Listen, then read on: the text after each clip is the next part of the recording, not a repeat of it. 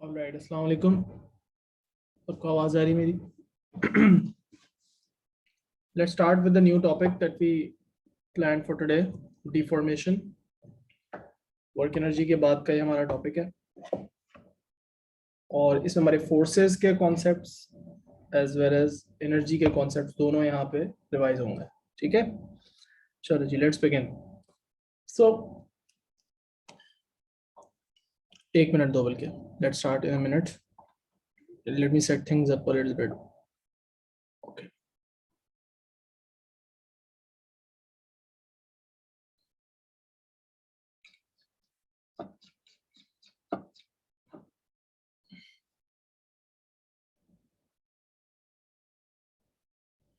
Okay, सबसे पहले आप बात करें स्प्रिंग्स की। देखो, whenever you think about deformation, तो डिफॉर्मेशन से आपके जहन में आता क्या है?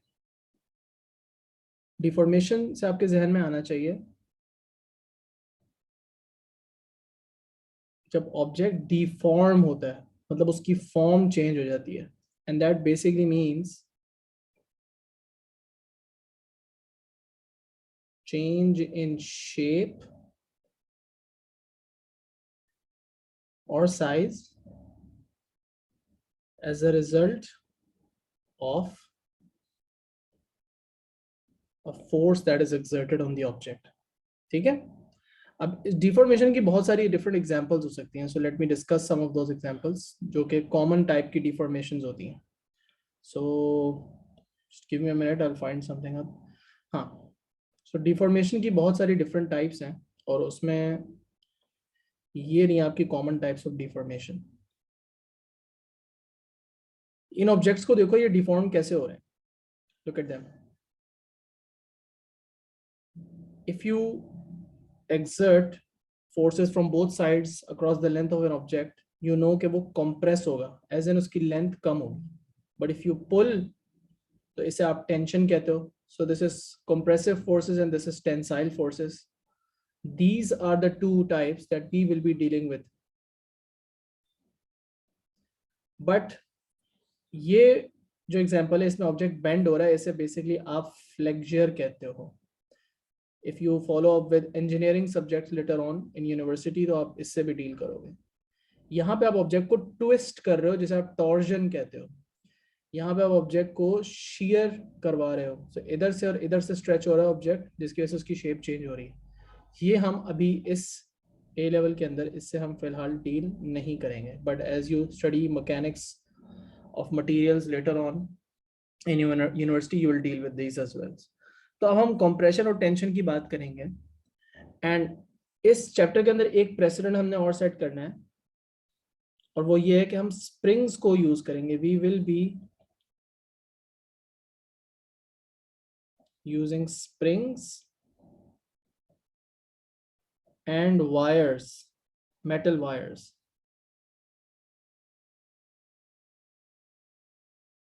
एज मॉडल्स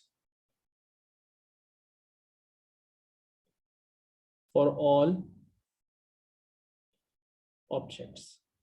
क्योंकि इनका जरा बिहेवियर थोड़ा सा एग्जैजरेटेड होता है in terms of extension and compression, तो हम करेंगे क्या कि इनको एज मॉडल्स यूज करेंगे, स्प्रिंग्स को mostly and then sometimes wires को भी, to understand the behaviour of materials. Okay, तो हम जो भी एग्जांपल्स लेंगे उसमें या तो स्प्रिंग इन्वॉल्व होगा या वायर इन्वॉल्व होगी, और उसके थ्रू जो है वो हम सारी चीजें अंडरस्टैंड करेंगे। ऑलराइट, नाउ सबसे पहली चीज हमने ये करनी है, Can we see the page? ये वाला पेज देख लो। You want to Got take? it. Thanks. ठीक है, अच्छा, अब हम बात करते हैं कि अगर हम स्प्रिंग को यूज करें और उससे एक्सपेरिमेंट परफॉर्म करें, राइट, टू अंडरस्टैंड डिफॉर्मेशन, तो वो कैसे होगा। Experiment to understand the extension of a spring। अब ये जो आप एक्सपेरिमेंट परफॉर्म करने लगे हो, परफॉर्म आप स्प्रिंग पे कर रहे हो, लेकिन इस पे जो लॉज और रूल्स आप समझोगे वो सब बाकी मटेरियल्स पे भी जनरली अप्लाई किए जा सकते हैं, ठीक है। तो इसके अंदर आप सबसे पहले स्टार्ट करो अनस्ट्रेच्ड स्प्रिंग के साथ। So you have a fixed stand, you have a fixed position from where you will be suspending a spring, ठीक है। this is your spring that is unstretched, ठीक है। अब इस स्प्रिंग की जो अनस्ट्रेच्ड लेंथ है, अनस्ट्रेच्ड लेंथ जो है स्प्रिंग की, वो आपकी, इसे हम L0 या L0 कह देंगे, we are gonna call it L0, ठीक है। अब हम क्या करेंगे कि इसी स्प्रिंग के साथ थोड़ा सा लोड अटैच कर देंगे। So we will suspend some weights from this spring. Naturally spring क्या करेगा, नेचुरली आपको पता है कि आपका स्प्रिंग एक्सटेंड करेगा। So you can add loads to the spring like this, ठीक है। अब आप ये लोड बढ़ा भी सकते हो, कम भी कर सकते हो। ये जो लोड है ये अपने वेट की वजह से यहाँ पे एक फोर्स एक्सर्ट कर रहे हैं on the spring, right. So spring हमारा नेचुरली स्ट्रेच होगा। अब जब भी आपका स्प्रिंग स्ट्रेच होगा तो यू नो कि इसकी न्यू लेंथ और ओल्ड लेंथ डिफरेंट होगी। ऑब्वियसली न्यू लेंथ ज़्यादा होगी। जो इसकी न्यू लेंथ है उसको हम कह देते हैं L, let's just call it, new length को हम L कह देते हैं। और जो पुरानी और नई लेंथ का डिफरेंस आ रहा है,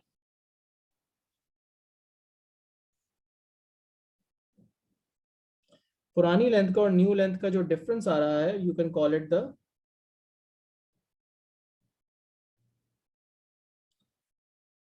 डिस्टेंस x, और you can call it the extension of a spring, ठीक है बेटा। सो L0 क्या है, अनस्ट्रेच्ड लेंथ। L क्या है, new length after a certain load is applied. और x क्या है, x क्या है, एक्सटेंशन है। और x को आप कैसे फाइंड आउट कर सकते हो, बहुत ही basic mathematics. Extension can be found using subtracting a new length and old length, ठीक है। बस इस तरह आप एक्सटेंशन को फाइंड आउट कर सकते हो। अच्छा, इसमें एक और बात इंटरेस्टिंग है कि यहाँ पे जो मेरे पास मास हैंग हुआ है, राइट, ये है मेरे पास जो मास हैंग हुआ है। अगर इस मास की वैल्यू m है तो ये जो फोर्स एक्सर्ट हो रही है स्प्रिंग के ऊपर, इसको मैं कैसे निकाल सकता हूँ? क्या मैं इसको ऐसे निकाल सकता हूँ, mg से, where g will be obviously the gravitational field strength of the earth, Newton's पर केजी, ठीक है। तो अभी तक बिल्कुल बेसिक हम चीजें जो है वो हमने अपना एक्सपेरिमेंट का सेटअप बना ली। Obviously how are you going to measure that change in length, you are going to use a metre rule. आप मीटर रूल यहाँ पे यूज कर सकते हो। आपका स्प्रिंग जो है उसके साथ आपने एक मीटर रूल सस्पेंड कर लिया, लेकिन आपने इस मीटर रूल को हाथ में नहीं रखना, ये बड़ी इंपॉर्टेंट बात है। Experimentally think about it that you can not keep the metre rule steady and you cannot just keep the meter rule in your hand every time. What you need to do, जैसे आपने एक retort stand से अपने spring को भी hang किया हुआ है, सिमिलरली आप एक सामने रिटॉर्ट स्टैंड रखोगे और उसी रिटॉर्ट स्टैंड से आप क्या करोगे कि अपने मीटर रूल को भी सस्पेंड करोगे। रिटॉर्ट स्टैंड के अंदर क्लैंप्स लगे हुए होंगे, वहां पर अपने मीटर रूल को सस्पेंड करोगे। So two stands in front of each other, from one the spring will be suspended and from another the metre rule will be suspended, and then you can obviously measure the changes in length of the spring using the meter rule, ठीक है। और जो आपका मास है वो आप mass balance के through major कर सकते हो ऑब्वियसली, या उसके ऊपर जो स्लॉटेड मासेस होते हैं उनके ऊपर ऑलरेडी ग्राम्स में या किलो केजी में वैल्यूज लिखी हुई होती हैं। तो केजी में मास होगा आपका, ये बात जरूरी है, ये बात जहन में रखना जरूरी है कि मास केजी में होगा तो आपकी फोर्स न्यूटन में आएगी, ठीक है। और ये जो है ये न्यूटन पर केजी में इसकी वैल्यू होती है। इट्स इंपॉर्टेंट कि आप मास की वैल्यू ग्राम्स में ना यूज कर रहे हो in order to find the load in newton. Okay, so ये बातें अगर समझ में आ गई तो हम डेटा, अब हम क्या करेंगे, यहाँ पे एक सिंपल सा एक्सपेरिमेंट का आपका, वेरी द लोड, सही है, वेरी द लोड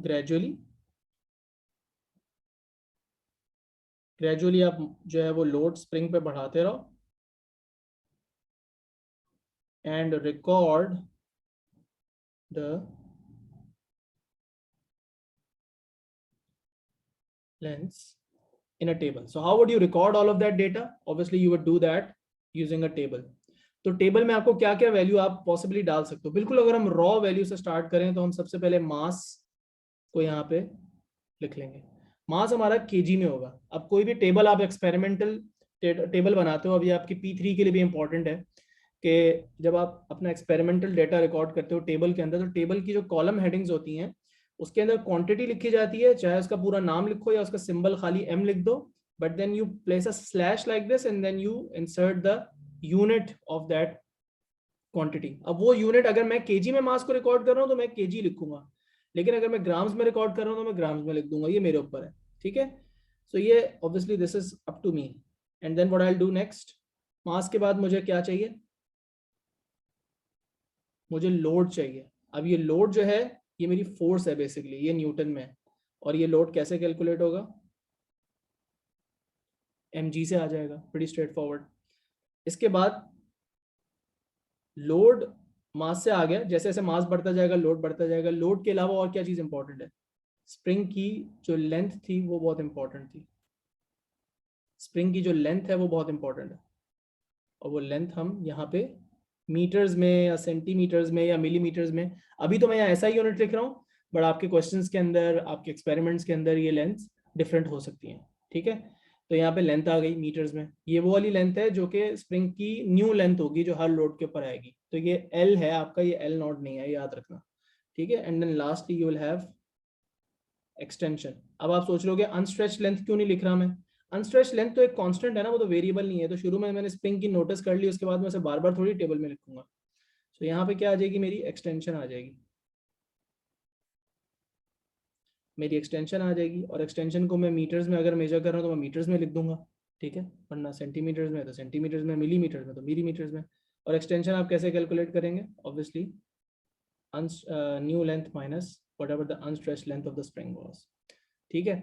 अब ये सारे कॉलम हेडिंग्स आपने नोट डाउन कर लिए, यहाँ पे आप टेबल में अपनी वैल्यूज नोट डाउन करेंगे, यहाँ पे आपकी वैल्यूज आती जाएंगी। Sir, previous page. बेटा एक मिनट रुको, ठीक है जी, देख लो।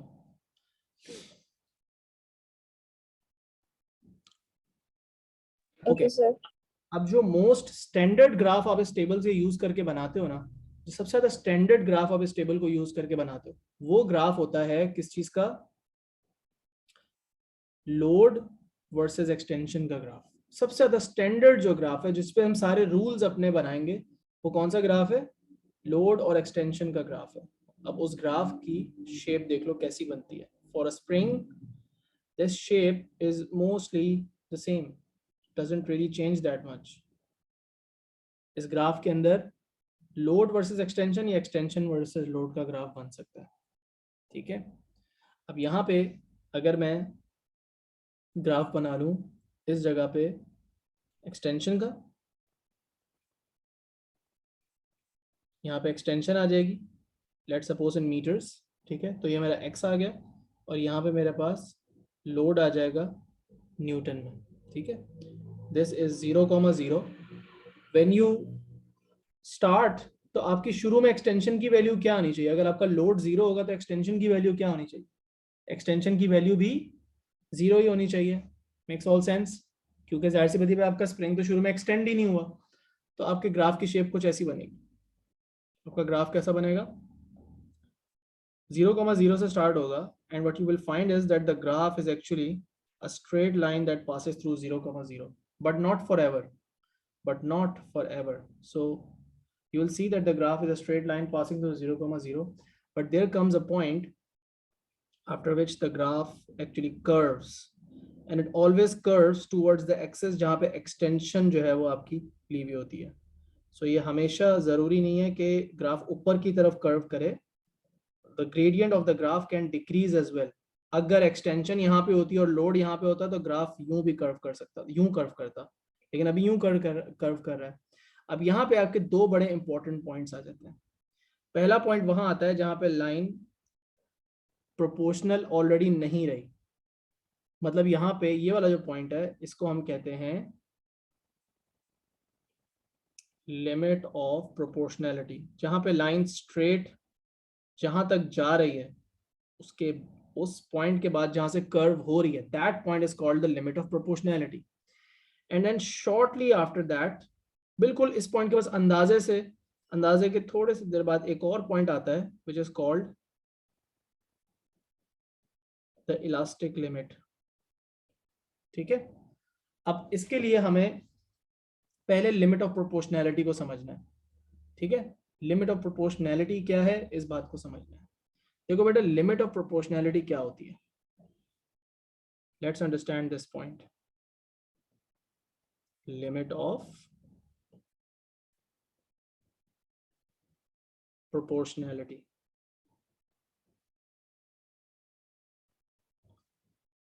This is the point, or you can say that the value of the load after which the extension and load of the spring and load are no longer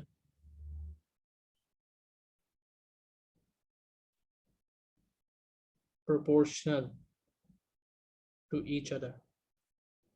So that means that before this point they were proportional. And how do you know they were proportional? Directly proportional होने के लिए what type of graph you get? जब भी दो चीजें directly proportional होती हैं, ये basic maths है, and you have been for 3 or 4 years now कि जब भी कोई दो quantities directly proportional होती हैं, what kind of graph do you get? You get a straight line first of all, and then not this. ये बात भी बहुत जरूरी है कि वो ग्राफ हमेशा 0,0 से ही स्टार्ट होता है. So extension or load directly proportional है, and that is proven by the fact that every time you draw a graph like this for any spring, you will get a straight line passing through 0,0, but up to a certain point, and that point is limit of proportionality. मतलब इस point के बाद they are no longer proportional. Before this point they are proportional, after this point they are not proportional. So limit of proportionality को हमने कहा point after which extension and load are no longer proportional to each other. इसका मतलब before this they were proportional to each other, right? उसके बाद बात कर लेते हैं इलास्टिक लिमिट. इलास्टिक लिमिट से पहले आप दो तरह की डिफॉर्मेशंस का नाम समझ लो. दो तरह की डिफॉर्मेशन होती है. Elastic deformation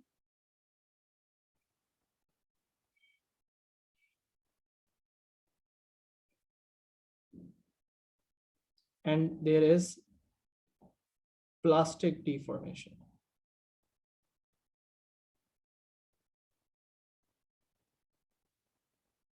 So what's the difference between these two? Elastic और plastic deformation का क्या फर्क है? Right, let's understand this. बहुत आसान सा डिफरेंस है. इलास्टिक डिफॉर्मेशन वो होती है that if you remove all the load, if all load is removed,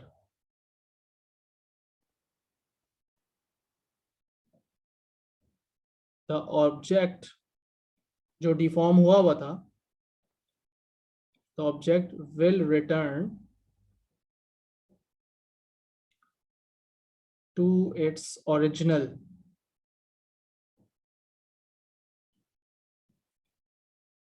shape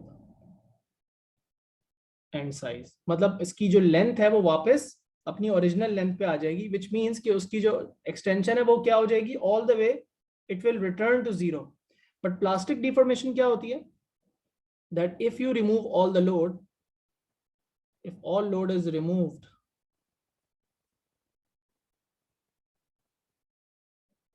the object will not return to its original shape and size.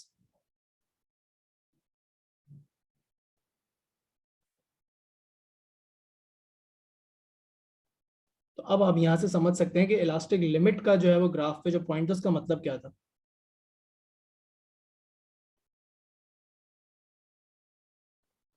Right. Elastic limit का मतलब है कि it will return and will not return to original shape and size. So इसका मतलब ये हुआ कि if you are increasing the load on a spring और वो spring stretch होता जा रहा है and before the elastic limit you remove all the load, ये जो आपने लोड है वो आप इंक्रीज करते जा रहे हो, स्प्रिंग स्ट्रेच होता जा रहा है, उसकी एक्सटेंशन बढ़ती जा रही है, but then you remove all the load, you take this all off, the spring will recoil and come back to its original length. Spring अपनी अनस्ट्रेच लेंथ पे वापस आ जाएगा, मतलब उसकी extension all the way zero हो जाएगी, क्योंकि उसकी ओरिजिनल लेंथ, उसकी जो न्यू लेंथ और वो जो ओरिजिनल लेंथ है वो सेम वापस हो जाएगी. सो इसकी एक्सटेंशन जीरो हो जाएगी, it will return to the unstretch length. But there is a point, अगर आप लोड एक सर्टेन लिमिट से ज्यादा लगा देते हो, इस सर्टेन लिमिट से आप ज्यादा लोड अप्लाई कर देते हो और इससे भी ज्यादा लोड अप्लाई करते रहते हो स्प्रिंग पे, और फिर आप सारा लोड रिमूव करते हो, then actually the spring will not return to zero extension, it will not return back to its original length, और वो थोड़ा सा परमानेंटली स्ट्रेच हो जाएगा, मतलब परमानेंटली डिफॉर्म हो जाएगा. तो ये है, इसको हम समराइज ऐसे कर सकते हैं कि यहाँ पे टेम्परेरीली डिफॉर्म हो रहा है.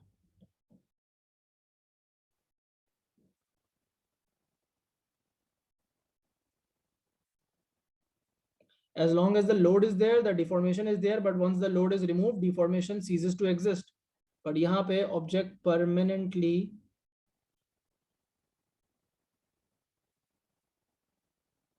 डिफॉर्म हो जाएगा.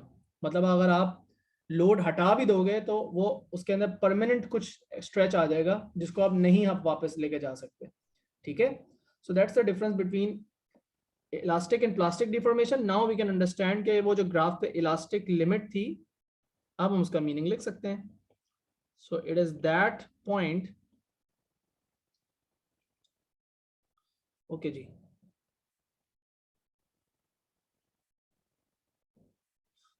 Point after which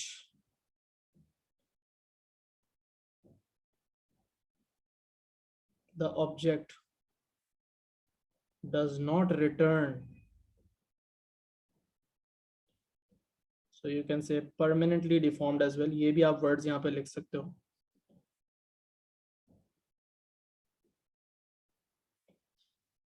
But does not return to original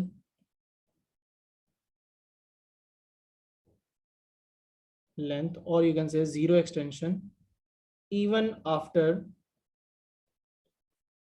all load is removed. तो अगर आप चाहते हो कि आपका स्प्रिंग जो है वो अपनी ओरिजिनल लेंथ पे वापस आए, तो आपने उस पे इस पॉइंट से ज्यादा लोड नहीं लगाना, वो जो भी है स्प्रिंग का उससे ज्यादा लोड नहीं लगाना.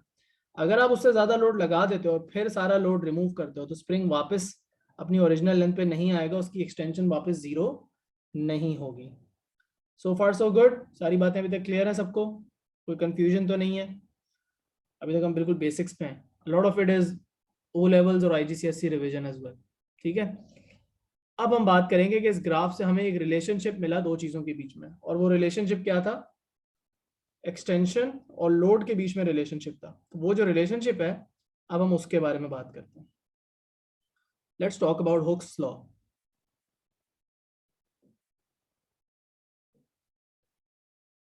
हुक्स लॉ क्या है? Hooke's law states that, so इसकी स्टेटमेंट आपको याद रखनी है, just like Newton's laws and others. Hooke's law states that the extension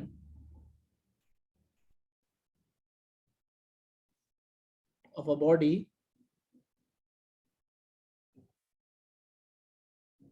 is directly proportional to the load applied, ठीक है। लेकिन इसमें एक कैच है कि वो जो रिलेशनशिप है डायरेक्टली प्रोपोर्शनल का, it will not go on for ever. यहां से यहां तक डायरेक्टली प्रोपोर्शनल है, इसके आगे डायरेक्टली प्रोपोर्शनल नहीं है। लिमिट ऑफ प्रोपोर्शनैलिटी को एक्सीड नहीं करना। तो हुक्स लॉ कहता है कि किसी भी बॉडी के अंदर ये दो चीजें ये डायरेक्टली प्रोपोर्शनल है, but up to a certain point only. So we need to mention provided that limit of proportionality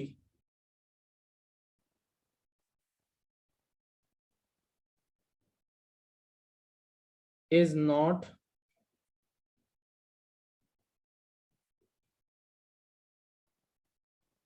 exceeded।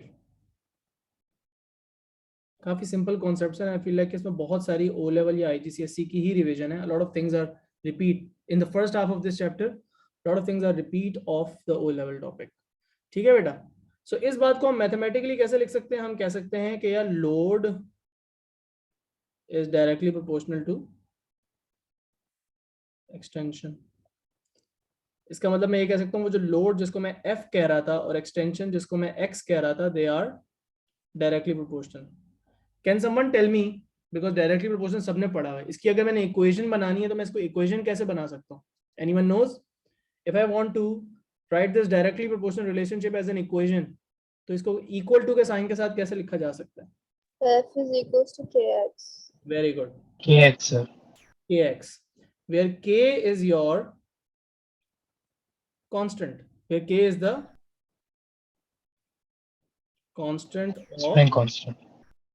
Constant of proportionality कहते हैं ना इसको इस मैथ्स में। जब भी कोई दो चीजें डायरेक्टली प्रोपोर्शनल होती है तो उनके बीच में जो कांस्टेंट वैल्यू होती है वो उसे कांस्टेंट ऑफ प्रोपोर्शनैलिटी कहते हैं। So in pure mathematical terms this is a constant of proportionality. क्या लिख रहा हूं? Proportionality. But in physical terms, physics के टर्म्स के अंदर हम इसे ये कहेंगे कि यार this has to be some physical quantity, and this turns out to be, इस हमने कांस्टेंट का नाम रखा spring constant. Even though it does not only apply to springs only, it can be apply to different materials और different objects, but इसका नाम हमने रख दिया स्प्रिंग कांस्टेंट, ठीक है बेटा।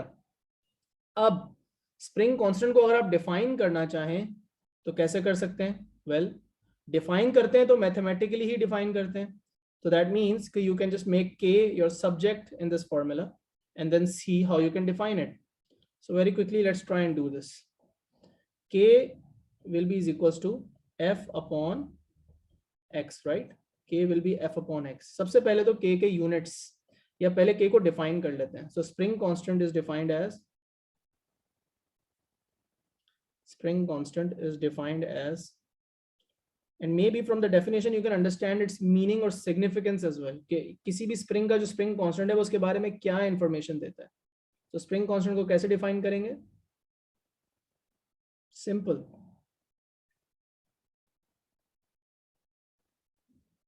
Force per unit extension. एक फॉर्मूला देख के आपने उसकी डेफिनेशन को फॉर्म कर लिया in a simple sentence, but then you also need to look at the units. So force का यूनिट होता है न्यूटन और एक्सटेंशन का यूनिट होता है, अगर आप ऐसा यूनिट की बात करो तो मीटर। तो के का यूनिट क्या बनना चाहिए? के का यूनिट क्या होगा? Newton per meter। पर मीटर, न्यूटन पर मीटर। अगर एक्सटेंशन सेंटीमीटर्स में है तो आप इसको न्यूटन पर सेंटीमीटर में लिख दो, अगर वो मिलीमीटर पे है तो न्यूटन पर मिलीमीटर में लिख दो, अगर फोर्स किलो न्यूटन में है और एक्सटेंशन मीटर्स में है तो किलो न्यूटन पर मीटर में लिख दो, and so on and so fourth. तो वो तो प्रीफिक्सेस वगैरह जहां भी जैसे भी लग रहे हैं वो आप लगा दोगे। So you should be able to form those units yourself, क्योंकि आपने पहला चैप्टर डिराइव्ड यूनिट्स के बारे में पूरा डिटेल में पढ़ा हुआ है, ठीक है। अब बात सारी ये हो रही है कि आप जब यहाँ पे स्प्रिंग कांस्टेंट को डिफाइन कर लेते हैं, यू नीड टू अंडरस्टैंड कि इसकी सिग्निफिकेंस क्या है। लाइक अगर मैं एक स्प्रिंग लेकर आता हूँ, मैं बोलता हूँ यार ये स्प्रिंग है, इसका स्प्रिंग कांस्टेंट 5 है, और दूसरा स्प्रिंग जो है इसका स्प्रिंग कांस्टेंट 10 है, what does that mean? So that basically means is कि द, इनफैक्ट आप लोगों से पूछता हूँ ना, so let's suppose I have two springs, right? I have 2 springs और दोनों पे मैंने लोड लगाया हुआ है 20 न्यूटन का, ठीक है। 20 न्यूटन का लोड लगाता हूँ 2 स्प्रिंग्स पे।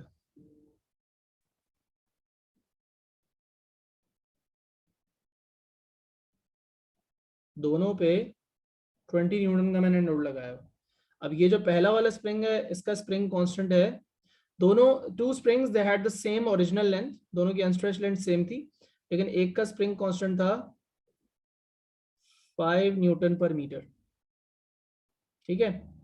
5 न्यूटन पर मीटर या पर सेंटीमीटर लिख लेते हैं, थोड़ा सा आसान कर लेते हैं, 5 न्यूटन पर सेंटीमीटर। और एक और स्प्रिंग था उसका जो है स्प्रिंग कांस्टेंट था 10 न्यूटन पर centimetre. So is can someone tell me कि इनमें से ज्यादा, सॉरी मुझे इसको यहाँ पे यूं लिखना था, इसको यहाँ लेके जाना था। Okay, so I had 2 springs that had the same original length, right. 2 springs थे, दोनों का सेम ओरिजिनल लेंथ था। इनमें से ज्यादा स्टिफ कौन सा है? दोनों पे सेम लोड लगाया, तो which one is more stiff? Can you tell me? The first one. बाकी लोग भी जवाब दें, अपना ओपिनियन दें, फिर उसके बाद हम इसको जो है वो डिस्कस करते हैं कि क्या ख्याल है उसके बाद इस बात। First one. पहला वाला ज्यादा स्टिफ है। Okay, so 2 springs of same unstretched length, same unstretched length,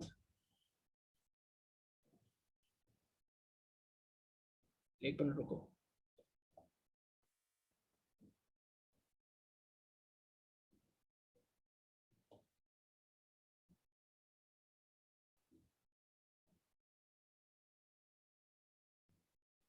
right, so what I was writing down, 2 springs of the same unstretched length were attached to the same load.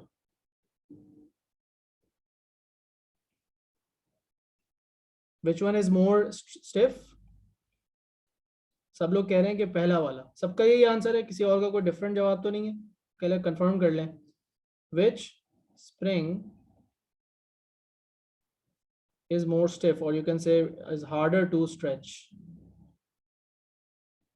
इसका answer है ये वाला, ये ज्यादा harder to stretch है। Why is this harder to stretch? Because आप ये देखें कि दोनों में सेम लोड लगाया, लेकिन देखो ज्यादा स्ट्रेच कौन सा वाला हो रहा है? सेकंड वाला ज्यादा स्ट्रेच हो रहा है, पहला वाला कम स्ट्रेच हो रहा है, राइट। अगर मैं कहूं कि यार दोनों कितने एक्सटेंड करेंगे, तो can you calculate its extension as well from the formula F = kx से आप इसकी एक्सटेंशन निकाल भी सकते हो। क्या निकाल सकते हो ना? दोनों पे 20 न्यूटन की फोर्स लगाई, दोनों पे 20 न्यूटन की फोर्स लगाई। अगर मैं इस फॉलो की बात करूं, पहले वाले स्प्रिंग की बात करूं, तो इस पे एक्सटेंशन हो जाएगी 20/10, मतलब it should extend by 2 centimetres only. Where the other one, उसकी एक्सटेंशन आ जाएगी, लोड तो 20 का है लेकिन उसका स्प्रिंग कांस्टेंट है 5, so it will extend by 4 centimetres. So it's clear from the calculation as well, mathematically भी हमें पता चल गया ये बात देख के कि जिस चीज का स्प्रिंग कांस्टेंट ज्यादा होता है, इनफैक्ट जितना ज्यादा होता है वो उतना ही कम स्ट्रेच करता है फॉर द सेम लोड। सो दोनों पे सेम लोड लगा, लेकिन जिसका स्प्रिंग कांस्टेंट 2 टाइम्स ज्यादा था उसकी एक्सटेंशन 2 टाइम्स लेस थी। Does that make sense? बात समझ में आ रही है? कोई कंफ्यूजन तो नहीं है? सो होपफुली ये क्लियर है बात सबको। Can you tell it once more? Okay, so मैं ये बात कर रहा हूं कि अगर आप दो स्प्रिंग्स को कंपेयर कर रहे हैं बेटा, if you are comparing 2 springs which have different spring constants, how would you know which one is harder to stretch? तो हमने कहा कि यार स्प्रिंग कांस्टेंट होता है फोर्स पर यूनिट एरिया, हमने कहा स्प्रिंग कांस्टेंट होता है फोर्स पर यूनिट एरिया, ठीक है। तो एक का मैंने आपको दिया स्प्रिंग कांस्टेंट 10 और दूसरे का दिया स्प्रिंग कांस्टेंट 5, लेकिन दोनों की लेंथ बराबर थी, like they look like the same, but they might be made from a different material, या उनकी थोड़ी सी बहुत जो है उसके अंदर जो स्ट्रेचिंग एबिलिटी थी वो दोनों की डिफरेंट थी। अब दोनों पे मैंने सेम लोड अटैच किया, दोनों पे 20 न्यूटन का लोड अटैच किया। Obviously, the one that is harder to stretch will stretch less, and the one that is easier to stretch will extend more, right? अब हमें पता ये चल रहा है कि जिसका स्प्रिंग कांस्टेंट आया था 10, मतलब जिसकी K की वैल्यू 10 थी, उसकी मैंने एक्सटेंशन यहाँ से निकाली इस फॉर्मूला से। देखो अब x को सब्जेक्ट बना रहे हो ना, तो x will be equals to f upon k। तो f तो 20 है इस केस में भी, इस केस में भी। इसके केस में जो स्प्रिंग कांस्टेंट है वो 10 है, इसके केस में स्प्रिंग कांस्टेंट 5 है। एक्सटेंशन क्या आई, इसकी 2 सेंटीमीटर आई, इसकी 4 सेंटीमीटर आई। क्यों आई इसकी ज्यादा एक्सटेंशन? बिकॉज इसका स्प्रिंग कांस्टेंट छोटा था। सो व्हाट दिस 5 न्यूटन पर centimetre is telling me is this, मुझे ये बता रहा है कि अगर मुझे इस स्प्रिंग को 1 सेंटीमीटर एक्सटेंड करना है ना, if I need to increase the length of this spring by 1 centimetre, मुझे कितनी फोर्स लगानी पड़ेगी? कौन बताएगा मुझे? इस बात का आंसर कौन कंप्लीट करेगा? तो मुझे k की वैल्यू क्या बता रही है? अगर मुझे स्प्रिंग को 1 सेंटीमीटर एक्सटेंड करना है तो मुझे कितने न्यूटन की फोर्स लगानी पड़ेगी? बोलो बोलो बोलो बोलो, कौन बताएगा? इस स्प्रिंग की मैं बात कर रहा हूँ, 5 न्यूटन की फोर्स लगानी पड़ेगी। सो अगर मैं 5 न्यूटन की फोर्स लगाऊंगा तो इसकी एक्सटेंशन होगी 1 सेंटीमीटर, राइट? 5 न्यूटन की फोर्स लगाऊंगा, इसकी एक्सटेंशन आएगी 1 सेंटीमीटर। 10 न्यूटन की फोर्स लगाऊंगा, इसकी एक्सटेंशन आएगी 2 सेंटीमीटर। 15 न्यूटन की फोर्स लगाऊंगा, इसकी एक्सटेंशन आएगी 3 सेंटीमीटर। और 20 न्यूटन की फोर्स लगाऊंगा, इसकी एक्सटेंशन आएगी 4 centimetre. Whereas the other spring is telling me कि इसके अंदर मुझे 1 सेंटीमीटर की एक्सटेंशन करने के लिए डबल फोर्स लगानी है, 10 न्यूटन की फोर्स लगानी है।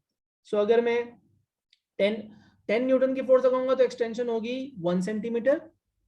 20 न्यूटन की फोर्स लगाऊंगा तो एक्सटेंशन होगी 2 सेंटीमीटर। अब मुझे कोई बता सकता है कि अगर इस स्प्रिंग पे मैं 5 न्यूटन की फोर्स लगाऊं, सिर्फ 5 न्यूटन की फोर्स लगाऊं, तो ये कितना एक्सटेंड करेगा? क्विक बेसिक क्विक मैथ है, जल्दी जल्दी से फॉर्मूला यूज करके बता सकते हो। अगर इसमें मैं 5 न्यूटन की फोर्स लगाऊं यहाँ पे, सिर्फ और सिर्फ 5 न्यूटन की force, how much would it extend? The second one में 1, जिस पे मैंने बनाया हुआ है पहले वाले पे, पहले वाले में 0.5। 0.5 एक्सटेंड करेगा, राइट? सो 5 न्यूटन की फोर्स पे ये 0.5 एक्सटेंड करेगा, 10 न्यूटन की फोर्स पे 1 सेंटीमीटर एक्सटेंड करेगा, इसी तरह so on and so fourth, ठीक है? But you can see that the load and the extension are how are they related? They are directly proportional. अब directly proportional का मतलब क्या होता है? Directly proportional अगर आपसे कोई पूछ ले कि यार directly proportional का क्या मतलब होता है, तो इसका क्या जवाब होगा? अब ये जवाब मैं सुन के थक चुका हूँ कि सर अगर वैल्यू इंक्रीज, तो अदर दूसरा, आल्सो इंक्रीज। अगर ये इंक्रीज करेगा तो दूसरा भी इंक्रीज करेगा। ये वाला जवाब तो मैं सुन के थक चुका हूँ, और मैं आपको 10 दफा बता चुका हूँ कि ये तो जवाब नहीं है। ये वाली बात तो बहुत सारे रिलेशनशिप्स पे अप्लाई होती है, क्वाड्रेटिक रिलेशनशिप पे अप्लाई होती है, क्यूबिक रिलेशनशिप पे भी अप्लाई होती है। बट ये इंक्रीज करेगा, ये भी इंक्रीज करेगा, ये तो मुझे भी पता है, 5 क्लास के बच्चों को भी पता है। आप इस पर एडिशनली क्या बात करोगे? एडिशनली आपने इस पर बेटा ये बात करनी है कि अगर एक्सटेंशन डबल करनी है तो लोड को भी डबल करना पड़ेगा। अगर एक्सटेंशन को ट्रिपल करना है तो लोड को भी ट्रिपल करना पड़ेगा। अगर 5 गुना ज्यादा लोड लगाओगे तो एक्सटेंशन भी 5 गुना ज्यादा होगी। Is that clear? एक बात तो इसका मतलब ये है। दूसरी बात ये है कि जब लोड और एक्सटेंशन को आप डिवाइड करोगे, जब भी लोड और एक्सटेंशन को डिवाइड करोगे तो कांस्टेंट आएगा, और वो कांस्टेंट इत्तेफाक से उसका नाम स्प्रिंग कांस्टेंट है। But whenever two things are directly proportional, when you divide them you always get a constant. Alright? तो अगर आपके पास कोई डेटा है, कोई टेबल आपके पास बना हुआ है यहाँ पे, जैसे कि लोड और एक्सटेंशन का ये कॉलम बना हुआ है, ये वाला कॉलम और ये वाला कॉलम। अब इसमें आप कैसे चेक कर सकते हैं कि ये डेटा डायरेक्टली प्रोपोर्शनल है या नहीं? So let me give you some numbers and then you will tell me whether this is directly proportional और नॉट, ठीक है? ये आप मुझे चेक करके बताएं कि सर ये डायरेक्टली प्रोपोर्शनल है या नहीं। So let me give you some numbers. 5 newton की फोर्स, 10 न्यूटन की फोर्स, 15 न्यूटन की force. So, the 10 centimeter is the harder to extend, right? Yes, ये कंक्लूड किया हमने। Okay, now look at this data.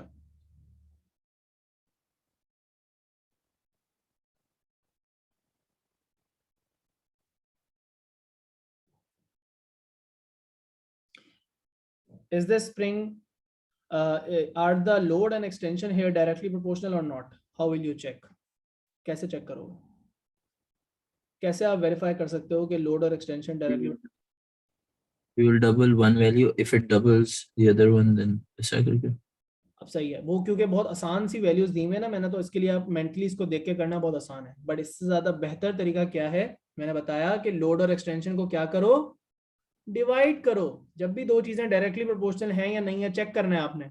जैसे अब आप इलेक्ट्रिसिटी पढ़ोगे उसमें आप पढ़ोगे ओम्स लॉ। ओम्स लॉ में लिखा हुआ है कि वोल्टेज और करंट डायरेक्टली प्रोपोर्शनल है, तो इसका मतलब वोल्टेज और करंट को डिवाइड करने से हमेशा एक कांस्टेंट वैल्यू आनी चाहिए।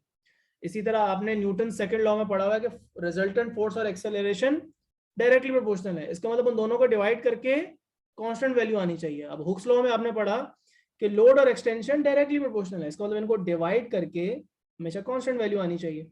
तो आप यहाँ पे डिवाइड करो जरा, यहाँ पे फोर्स और एक्सटेंशन को डिवाइड करो सबको, इसको इससे डिवाइड करो, क्या आता है 0.5 डिवाइडेड बाय 0.1 क्या होता है 50 आ रहा है। ओके 10 डिवाइडेड बाय 0.2 क्या होता है फिर 50 आ रहा है। फिर इसको डिवाइड करने से भी 50 आ रहा है, फिर इसको डिवाइड करने से भी 50 आ रहा है, इसको डिवाइड करने से भी 50 आ रहा है। अगर ये कांस्टेंट है और एक्सपेरिमेंटल डेटा में देखो रैंडम एरर्स होते हैं, आपको पता है पहले चैप्टर से कि एक्सपेरिमेंटल डेटा में रैंडम एरर्स होते हैं। अगर ये इस तरह वैल्यूज आ रही होती हैं, सपोज कर लो 51, 49, 48, 52, 50, तो ये भी कांस्टेंट ही जो है वो उसके अंदर कंसिडर किया जाता है, बिकॉज थोड़ा बहुत आपको एक्सपेरिमेंट के अंदर थोड़ा बहुत रूम फॉर एरर अलाउ करना पड़ता है। सो अगर you divide the corresponding values and you always get a constant value, that means के the two values are directly proportional। but अब मैं आपको एक और set of data देता हूँ और आप उसके अंदर आपसे मुझे बताएगा कि ये directly proportional है या नहीं है। so let's suppose मैंने आपको वैल्यू दे दी, यहाँ पे 0.1 है, 0.2, 0.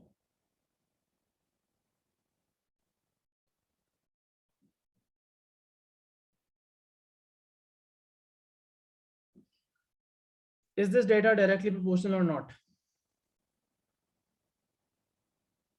लोड और एक्सटेंशन डायरेक्टली प्रोपोर्शनल है या नहीं चेक करो। 5 को 0.10 से डिवाइड करके देखो क्या आता है, क्या आ जाएगा 50 आ जाएगा। 10 को 0.2 से डिवाइड करो फिर 50 आएगा। 15 को 0.3 से डिवाइड करो फिर 50 आएगा। लेकिन 20 को 0.45 से डिवाइड करोगे तो क्या आएगा, क्या 50 आ रहा है, नहीं आ रहा, 44.4 आ रहा है। और इसके बाद अगर आप 25 को 0.62 से डिवाइड करो तो आपके पास आंसर आ रहा है 40.3। तो इससे हमें पता लगा कि data at certain limit it was directly proportional, जो कि स्प्रिंग में रियलिटी में यही होता है। To a certain limit the extension and the load are directly proportional, but beyond this, ये वाले लोड्स के लिए 15 न्यूटन के बाद 15 और 20 के बीच में कहीं पे कौन सा पॉइंट आ गया, कैन समवन टेल मी? 15 और 20 के बीच में there is somewhere between these two forces there is a point which we should call, उसका नाम क्या होना चाहिए? Limit of proportionality. So somewhere between 15 and 20 there lies the limit of proportionality of the spring. That's why 15 के बाद जब मैं 20 और 25 न्यूटन की फोर्स लगाता हूं तो when I divide this with this and I divide this with this, I don't get constant values anymore.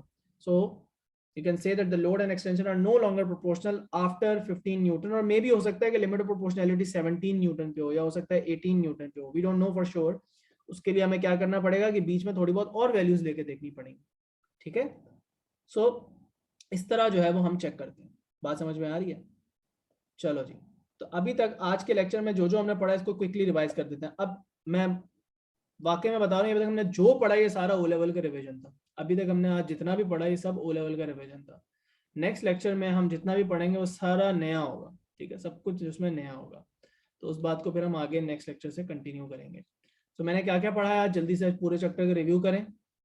Deformation क्या होती है? चेंज इन शेप और size of an object due to change in shape or size of an object due to what? Due to applied force on it। but different तरह की deformations होती हैं। we are only interested in tension and compression। हम springs को और wires को use करेंगे as models for deformation। और उसके अंदर हमने देखा स्प्रिंग पे अगर आप फोर्स लगाएं उस पर लोड लगाएंगे तो स्प्रिंग एक्सटेंड करेगा, और वो एक्सटेंशन जो है वो आप कैसे निकाल सकते हो? अनस्ट्रेच लेंथ और न्यू लेंथ को सब्ट्रैक्ट करके, ठीक है। आप डेटा कलेक्ट करके अगर लोड और एक्सटेंशन का ग्राफ बनाओ तो उसकी शेप ऐसी होती है, शेप आपको याद रखनी चाहिए। और अगर ये एक्सटेंशन को मैं यहाँ प्लॉट कर दूं, लोड को वहां प्लॉट कर दूं, स्वैप कर दूं, तो ग्राफ फिर यूं बनेगा। और उसके अंदर वही लिमिट ऑफ प्रोपोर्शनैलिटी आपको स्पॉट करनी आनी चाहिए, इलास्टिक लिमिट को स्पॉट करना आना चाहिए। इलास्टिक लिमिट को एग्जैक्टली स्पॉट नहीं करना, but you should just know it is right after the limit of proportionality. दोनों पॉइंट्स को डिफाइन करना आना चाहिए, इलास्टिक और प्लास्टिक डिफॉर्मेशन का फर्क पता होना चाहिए, हुक्स लॉ पता होना चाहिए, it says that load and extension are directly proportional, और if you connect them with an equation then spring constant बीच में आ जाता है, तो F इज टू kx, और यहाँ पे आपके पास आपने देखा कि k का मतलब भी क्या होता है, k का किसी स्प्रिंग का ज्यादा और किसी का कम है तो इसका क्या मतलब है। अच्छा, अभी लेक्चर यहाँ पे खत्म नहीं हुआ, एक मिनट रुको, हम इसको अभी 15 से 20 मिनट्स के लिए अभी कंटिन्यू रखेंगे, हम इसमें और चीज़ें कवर करेंगे। सो एक मिनट दो मुझे ज़रा, चार्जर लगा लूँ, मेरी बैटरी बिल्कुल 5% पे आ गई, फिर आगे चलते हैं। कुछ चीज़ें हमें ग्राफ से ही रिलेटेड अब और पता करनी है। In fact the graph that we do was very important, और हम उस ग्राफ को फर्दर एक्सप्लोर करेंगे कि लोड और एक्सटेंशन के ग्राफ के अंदर फर्दर एग्जाम में वेरिएशंस क्या आ सकती हैं और उससे इंफॉर्मेशन आपको कैसे एक्सट्रैक्ट करनी आनी चाहिए। ठीक है, so let's continue from over here. अब पहली बात तो यहाँ पे ये है, राइट, अब एग्जाम में आपके पास ग्राफ्स कितने तरह के आ सकते हैं। सबसे कॉमन टाइप का ग्राफ जो मैंने ऑलरेडी आपको बना के दिखा दिया वो क्या था, कि आपका लोड वर्सेस एक्सटेंशन का ग्राफ बन सकता है। एक मिनट रुको,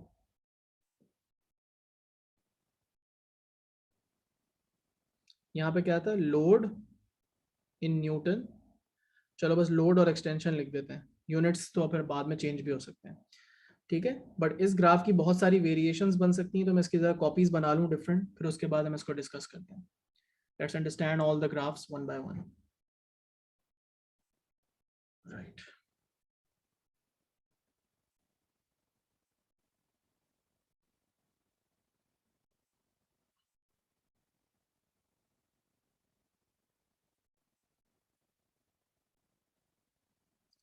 चार तरह की ग्राफ्स की वेरिएशंस आप देख सकते हो, चार से ज्यादा भी वेरिएशंस आ सकती हैं।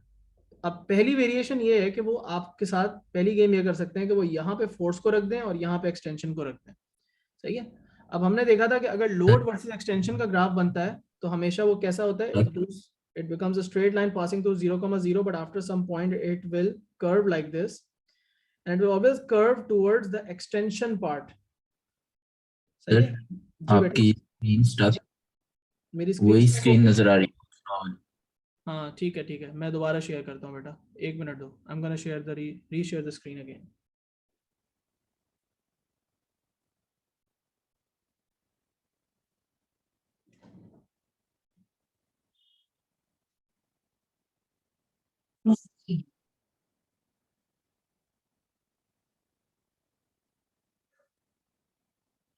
Right, can you see the screen now? Yeah. Okay, so हमने यहाँ पे देखा था कि ये आपका एक ग्राफ बन सकता है, लेकिन अगर एक्सटेंशन यहाँ पे होती, सॉरी, अगर एक्सटेंशन एक्स एक्सिस पे होती तो अब आपका ग्राफ की यहाँ तक तो शेप वही बनेगी, लेकिन इसके आगे ग्राफ थोड़ा सा इंटरेस्टिंग हो जाएगा, इसका जो ग्रेडियंट है वो आगे जाके डिक्रीज करेगा, so it will always bend, kind of bend towards the X axis, and in this case it will bend towards the Y axis. But the point is कि देखो मैं ग्राफ को बेंड करके यहाँ नहीं लेके जा रहा, या मैं इस ग्राफ को बेंड करके डाउनवर्ड्स नहीं लेकर आ रहा, बी वेरी केयरफुल, एक्सटेंशन बढ़ेगी कम, सॉरी फोर्स और एक्सटेंशन बढ़ रहे, कम कुछ भी नहीं हो रहा, सिर्फ ग्रेडियंट कम किया है मैंने ग्राफ को नीचे नहीं लेकर आया। Be very important, it's very important कि आप इस ग्राफ को ऐसे मत बना दो, ग्रेडियंट कम करो लेकिन नीचे ना लेकर आओ ग्राफ को, और ना ही सीधा करो ग्राफ को, सीधा भी नहीं करना, टर्मिनल वेलोसिटी का ग्राफ नहीं है ये। अब इन दोनों ग्राफ्स के अंदर एक इंपॉर्टेंट पीसेस ऑफ इंफॉर्मेशन छुपे हुए हैं जो आपको एक्सट्रैक्ट करने आने चाहिए। वो क्या है? पहला इंपॉर्टेंट पीस ऑफ इंफॉर्मेशन ये है कि बेटा अगर आप इस ग्राफ के अंदर से ग्रेडियंट निकालो, बट लिमिट ऑफ प्रोपोर्शनैलिटी से पहले पहले, इस ग्राफ के अंदर अगर आप ग्रेडियंट निकालो और इस ग्राफ के अंदर भी अगर आप लिमिट ऑफ प्रोपोर्शनैलिटी से पहले पहले स्ट्रेट लाइन का ग्रेडियंट फाइंड आउट कर लो, तो वो आपको क्या पीस ऑफ इंफॉर्मेशन देगा ये पता होना बहुत जरूरी है। So anyone who can tell me. देखो बेटा यहाँ पे आपको मिल रहा है, ये जो आपका ग्राफ का राइज है, यहां से आपको क्या मिल रहा है, चेंज ऑफ एक्सटेंशन मिल रहा है, चेंज ऑफ एक्सटेंशन ओवर यहाँ पे चेंज ऑफ फोर्स मिल रहा है। So this should be equal to 1/k, because k क्या था, f/x था, x/f नहीं था। लेकिन अगर आप दूसरे ग्राफ पे जाओ तो यहाँ पे आपको change of load upon change of extension मिल रहा है, विच मीन्स कि इस ग्राफ का ग्रेडियंट सीधा सीधा आपको स्प्रिंग कांस्टेंट देता है। क्या बात समझ में आई? ये बात बहुत इंपॉर्टेंट है। ऑलराइट, इसका मतलब ये हुआ कि अगर मेरे पास यहां पे एक ज्यादा स्टीप ग्राफ बन जाए, दो स्प्रिंग्स है मेरे पास, एक में एक स्प्रिंग का ग्राफ ज्यादा स्टीप है और दूसरे स्प्रिंग का ग्राफ लेस स्टीप है फॉर एग्जांपल, ठीक है, इस तरह का मेरे पास एक स्प्रिंग है और उसका यूं करके ग्राफ बना हुआ है। नाउ टेल मी समथिंग, इनमें से कौन सा स्प्रिंग ज्यादा स्टिफ है, which one is harder to stretch and which one is easier to stretch? और यहां पे भी अगर मैं इसी तरह का कोई ग्राफ बना लूं, तो आप मुझे बताने की कोशिश करें कि क्या हो रहा है यहाँ पे।